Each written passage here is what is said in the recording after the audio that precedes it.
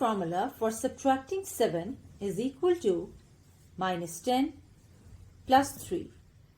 It can also be written as plus 3 minus 10. Let's have a look at this with the help of an example. 35 minus 7. Now 7 cannot be subtracted directly, so it will seek help from its friend 3. So 3 will come and 10 will go away. So plus 3 minus 10. 41 minus 7. Now 7 cannot be subtracted directly, so it will seek help from its friend 3. So plus 3 minus 10. Plus 10. Answer is 44.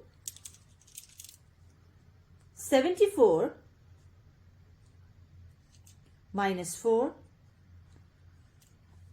minus 7. Now there are no beats to subtract 7, so it will seek help from its friend 3. So 3 will come and 10 will go away. Plus 3 minus 10. Answer is 63.